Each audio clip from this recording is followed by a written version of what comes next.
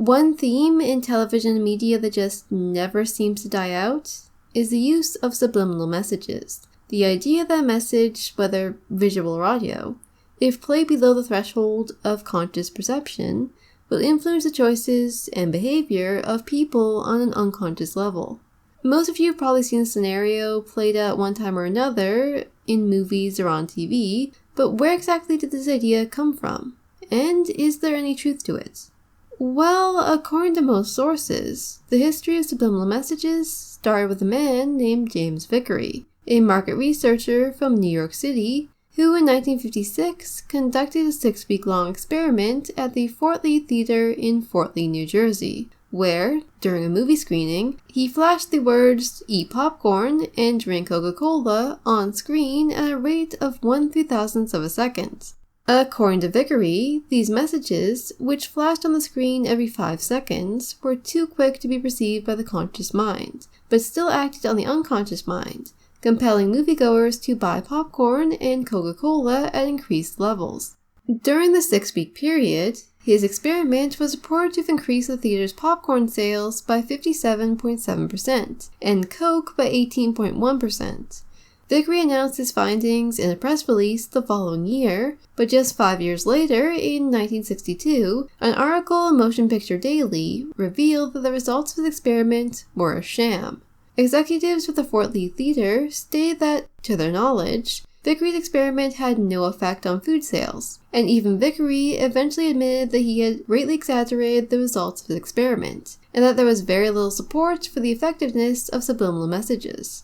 Despite Vicary's claims, however, the world was not very quick to abandon the idea of subliminal messages. In 1973, Dr. Wilson Bryan Key, a journalism teacher from the University of Western Ontario, released a book called Subliminal Seduction, where he outlined the numerous ways in which the media used subliminal depictions of sex and violence to influence human behavior.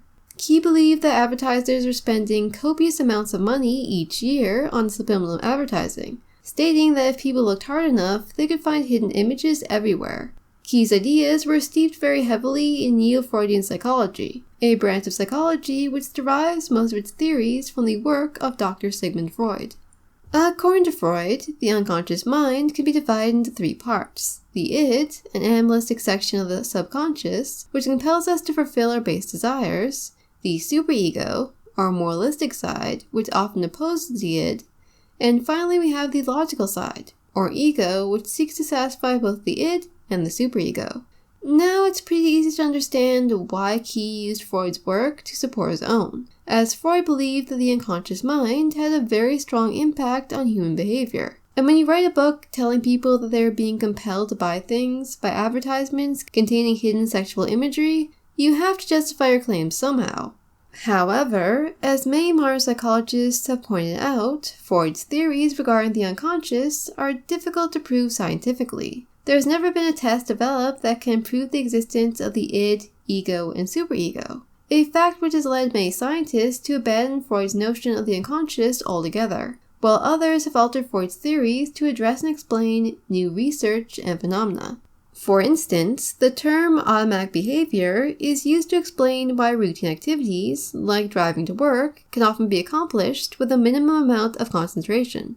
Rather than an act of our subconscious, automatic behavior supposedly results from the fact that our brains have a limited amount of cognitive resources or attention to spend on each task. Thus, tuning out during the more monotonous portions of our day frees up our cognitive resources so they can be spent on more important things, like studying or learning to play the ukulele. So, to recap, the idea of subliminal messages was introduced by an advertising agent from New York who lied about the results of his research. These false claims were then picked up and adapted by a journalism professor who claimed that the media used hidden sexually charged images to subliminally influence people to buy their products. Yeah, forget being a psychologist. In my opinion, anyone who claims that Ritz prints the letters SEX on every single one of their crackers could probably use a psychologist.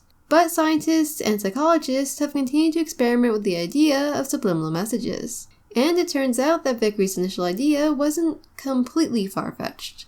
In 2007, Dr. Bahadur Barami, I'm sorry I probably completely butchered that, from the UCLA Department of Psychology, found that subliminal images do stimulate brain activity in the primary visual cortex.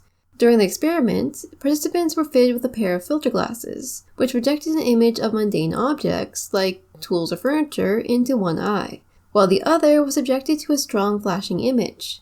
This process, known as continuous flash, worked to erase the subject's perception of the image, so they were unable to localize it on screen. Despite this fact, the subject's fMRI results demonstrated that their primary visual cortex still responded to the image. The experiment also revealed that subliminal messages have a limited effect on the brain, as when the subjects were asked to complete a task that required a modicum of concentration, their brain didn't register the subliminal message. This of course means that subliminal advertisements, if they did exist, would probably have a very limited effect on people today, who, as we all know, have the attention span of a gnat and can't go 5 seconds without checking their phones. Another experiment in 2006 demonstrated that subliminal messages have a limited effect on behavior. The study attempted to prime participants to choose Lipton iced tea over a brand of mineral water.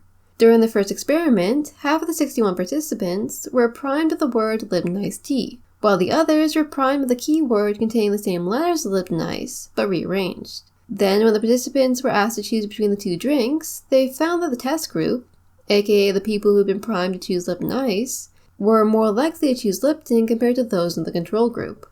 In the second experiment, an even larger group of 105 people were asked to run through the same procedure, but with one major difference, as a portion of the participants were asked to eat a salty sweet called dropje, apparently very popular in the Netherlands, to increase their level of thirst. According to the results, participants in the thirsty group that were primed with Lipton ice were more likely to choose Lipton than thirsty participants in the control group, though this effect was only marginally significant. While this study may have demonstrated that subliminal messages have some effect on choice and behavior, it also revealed several limitations regarding the use of subliminal messages. According to the study, subliminal messages are more effective when the subject is already motivated to perform the action they are being primed for.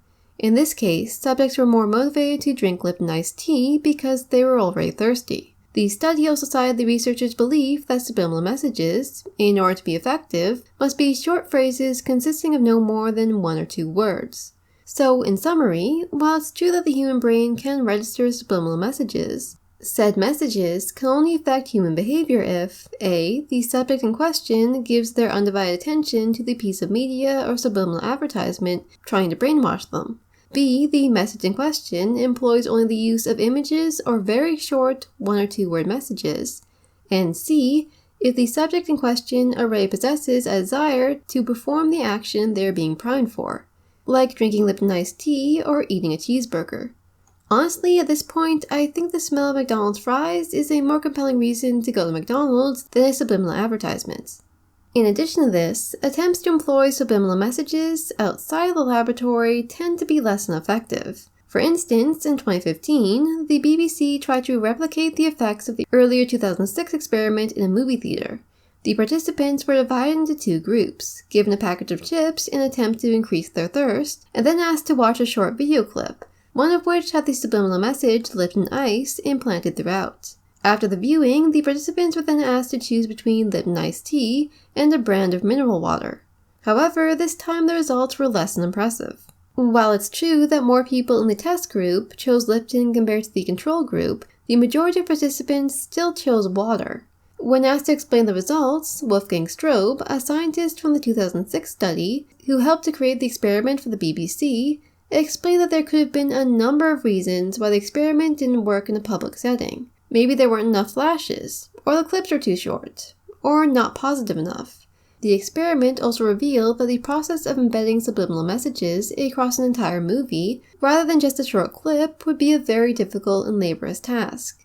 This of course means that even if implanting subliminal messages in film did elicit a response from the audience, the time and money spent to implant the messages would probably make the idea less than feasible. And there you have it. Subliminal messages, an idea that was conceived via false claims and failed experimentation, may have an air of scientific truth to it. But on the other hand, though recent research concerning subliminal messages does provide some evidence they can elicit a change in behavior, the limitations ascribed to their use make the possibility of application unrealistic.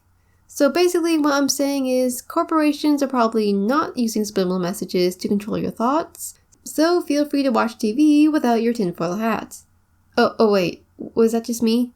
Well, this is Silver Jade saying remember to support your local library, and I'll be seeing you.